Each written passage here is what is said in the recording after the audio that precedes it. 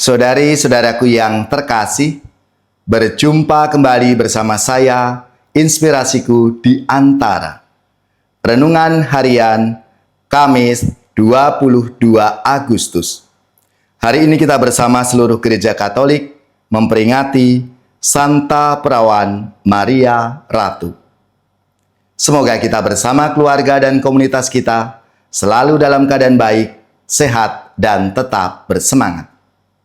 Marilah kita mengawali renungan kita dengan tanda kemenangan Kristus. Dalam nama Bapa dan Putra dan Roh Kudus. Amin. Allah Bapa yang Maha Mulia, Engkau telah menetapkan Bunda Putramu menjadi Bunda dan Ratu kami. Kami mohon dengan rendah hati, semoga berkat pertolongan doanya, kami yang telah Engkau panggil menjadi anak-anak-Mu, senantiasa bertekun dalam doa dan karya bagi sesama. Dengan pengantaraan Yesus Kristus Putra-Mu Tuhan kami, yang bersama dengan Dikau dalam persatuan Roh Kudus, hidup dan berkuasa Allah sepanjang segala masa. Amin. Dalam nama Bapa dan Putra dan Roh Kudus. Amin. Inspirasi kita hari ini dari Injil Suci menurut Matius, bab 22, ayat 1-14. Marilah kita siapkan kitab suci kita masing-masing. Kita akan membaca bersama-sama, lalu merenungkannya.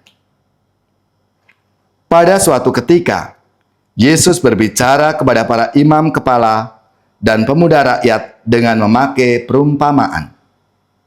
Ia bersabda, "Hal kerajaan surga itu seumpama seorang raja yang mengadakan perjamuan nikah untuk anaknya.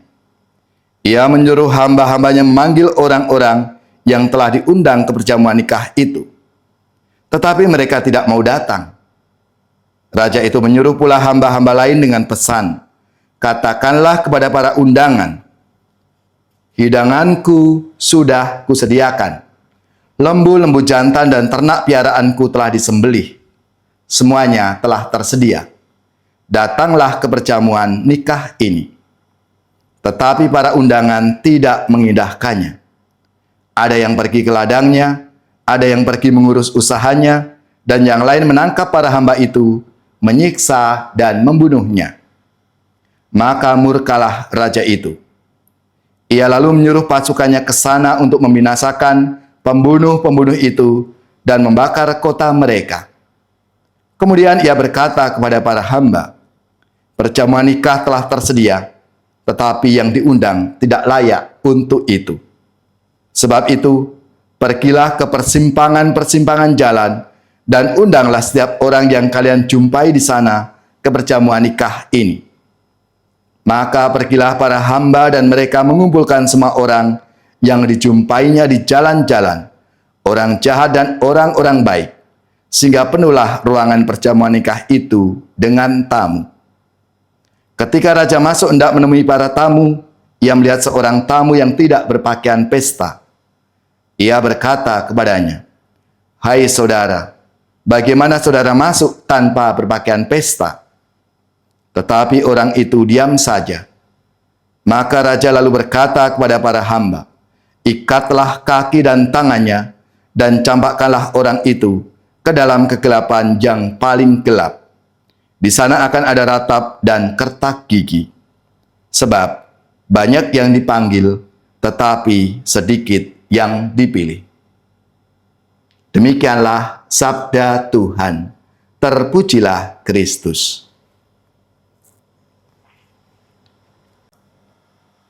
Saudari-saudaraku yang terkasih, hari ini tanggal 22 Agustus, Gereja Katolik memperingati Santa Perawan Maria Ratu. Selamat dan profisiat untuk gereja, paroki, dan lembaga-lembaga yang pesta nama Santa Perawan Maria Ratu. Semoga semangat dan teladan hidupnya memberi inspirasi dalam hidup dan karya pelayanan kita semua. Peringatan Santa Perawan Maria Ratu dimulai oleh Paus Pius ke-12 pada tanggal 31 Mei 1955 Pembaruan liturgi yang diinginkan Konsili Vatikan kedua menjadikan peringatan ini sebagai kelanjutan dan kesatuan misteri dengan hari raya Maria diangkat ke surga. Perawan tak bernoda, sesudah menyelesaikan perjalanan hidupnya di dunia, telah diangkat melalui kemuliaan di surga beserta badan dan jiwanya. Ia telah ditinggikan oleh Tuhan sebagai Ratu alam semesta, supaya secara lebih penuh menyerupai putranya, Tuan di atas segala Tuan yang telah mengalahkan dosa dan maut. Gelar ini sejalan dengan kitab suci dan tradisi Kristiani yang merenungkan dan berdoa kepada Sang Perawan sebagai Ratu yang tiada bandingnya, yang diangkat dalam kemuliaan, yang kelembutan hati dan kebaikannya meneteskan kesegaran di hati kita dan menjadikan sebuah taman, tempat kerajaan bagi Hawa baru yang menunjukkan putranya, Raja segala zaman. Itulah Bunda kita, Santa Perawan Maria Ratu. Saudari-saudaraku yang terkasih, Sabda Tuhan hari ini masih berbicara seputar kerajaan surga yang adalah tempat penuh sukacita, seperti perayaan pernikahan dari anak sang raja.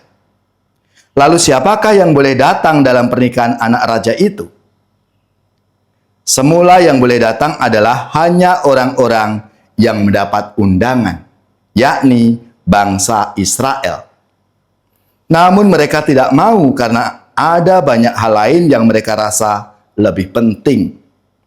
Bahkan mereka bukan saja mengabaikan undangan, melainkan menghina sang raja dengan menangkap para pembawa undangan. Israel terus-menerus menyingkirkan orang-orang yang diutus Allah, bahkan sang anak Allah sendiri. Saudari-saudaraku yang terkasih, Tuhan memanggil kita untuk bersama Dia, ada dalam sukacita dan kebahagiaan itu. Mengapa kita mengabaikan panggilan ini dengan terus sibuk mengurus hal-hal duniawi? Tentu tidak berarti kita harus meninggalkan pekerjaan kita. Tetapi, kita melakukan pekerjaan kita dengan penuh tanggung jawab untuk menyenangkan hati dan kemuliaan Tuhan. Janganlah meletakkan pengharapan untuk hidup bahagia di dalam pekerjaan atau penghasilan kita, melainkan letakkanlah pengharapan itu hanya di dalam kerajaan Tuhan yang akan dinyatakan. Saudara-saudariku yang terkasih, apa artinya bagi kita? Kita diajak hanya untuk mengandalkan dan berharap kepada Tuhan dalam hidup kita. Karena Dialah satu-satunya harapan kita. Satu-satunya yang memberikan kekuatan, yang memberikan pengharapan dan tuntunan dalam hidup kita. Maka marilah, di dalam menantikan kedatangan kerajaan Allah itu, yang akan menguasai diri kita sebaik mungkin dan berjuang terus-menerus untuk hidup di dalam kekudusan. Mari, kita bangkit dan sungguh-sungguh bertobat. Kita datang akan undangan Tuhan dalam hidup kita masing-masing. Ya Tuhan, bukalah hati kami untuk menerima tawaran keselamatan dari-Mu.